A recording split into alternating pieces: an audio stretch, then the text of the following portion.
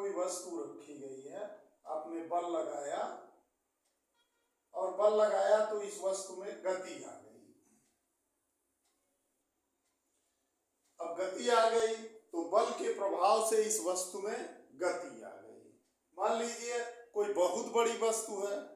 अब बहुत बड़ी अगर वस्तु है तो बहुत बड़ी वस्तु पर आप बल लगाए या बल की मात्रा को कम कर दिए तो हो सकता है वस्तु में मोशन न हो, लेकिन बल जो लगेगा वो मोशन दे देगा या मोशन करने का या मोशन उत्पन्न करने का प्रयास करेगा। इसी क्रम में अगर हम बल के प्रकार पर आगे बढ़ेंगे तो बल दो प्रकार के होते हैं। एक होता है बैलेंस्ड फोर्स, बैलेंस्ड फोर्स और नॉन बैलेंस्ड फोर्स, यानी संतुलित बल और असंतुलित बल। तो संतुलित बल हम किसे कह सकते हैं?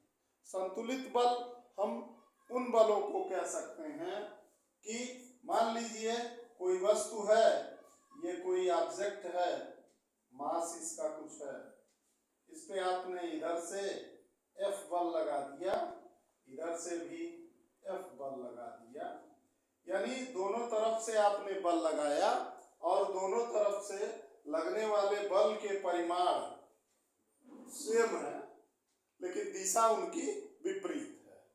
ठीक उसी प्रकार से जैसे किसी बच्चे को एक आदमी इधर से खींचे, एक आदमी इधर से खींचे, दोनों के बल अगर बराबर होंगे तो बल सदिश राशि है। अगर बल बराबर हैं और दिशा विपरीत है तो उनका नेट इफेक्ट जीरो होगा, नेट इफेक्ट जीरो।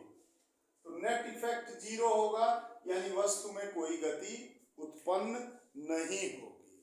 और अगर इस प्रकार से कुछ होता है तो ये बैलेंस्ड फोर्स का उदाहरण हो जाएगा। यानी बैलेंस्ड फोर्स में फोर्स लगते तो हैं लेकिन फोर्स लगने के बावजूद वस्तु में गति नहीं हो पाती है, क्योंकि वस्तु पर बल लगते हैं। इन बल के परिमाण विपरीत दिशा में होने के कारण वो प्रभाव को शून्य कर देते हैं। इसी क्रम में अगर नॉन बैलेंस फोर्स पे जाए, यानी फोर्स तो लगेगा लेकिन वो बैलेंस नहीं होगा, तो बैलेंस नहीं होगा। अभी इसी पे मान लीजिए हमने F1 फोर्स लगाया, इस पे F2 फोर्स लगा दिया और बता दिया कि F2 ग्रेटर देन F1 है। तो F2 अगर ग्रेटर देन F1 है तो यहाँ पे F2 ज्यादा है तो F2 के प्रभाव से इस दिशा में कहीं मोशन हो जाएगा, यानी वस्तु में यहाँ गति उत्पन्न हो जाएगी। और वस्तु में यहाँ गति अगर उत्पन्न होगी तो हम कहेंगे कि ये कौन सा फोर्स है? ये नॉन बैलेंस फोर्स है। यानी नॉन बैलेंस फोर्स को जानने के लिए आपको ये ध्यान में रखना होगा कि इसका नेट इफेक्ट जीरो होता है, और जबकि बैलेंस फोर्स का net effect non balance force का नेट इफेक्ट जीरो नहीं होता है, जबकि बैलेंस फोर्स का नेट इफेक्ट जीरो होता है। तो ये तो आपके बैलेंस और नॉन बैलेंस फोर्स की बात हो गई, फोर्स की बात हो गई। तो बल किसी वस्तु पर जब भी लगाया जाता है तो वह वस्तु की अवस्था को या तो परिवर्तित कर देता है या परिवर्तित करने का प्रयास कर देता है। इस क्रम में जब हम आगे बढ़ते हैं तो हमको गति, अब गति तो उत्पन्न हो गई। अब गति अगर उत्पन्न हो गई किसी वस्तु में तो गति को उत्पन्न करने या गति को आगे बढ़ने के लिए फिर हमको जरूरत पड़ जाती है लॉ ऑफ मोशन की। यानी किसी वस्तु में फोर्स के प्रभाव से, बल के प्रभाव से गति उत्पन्न हो गई।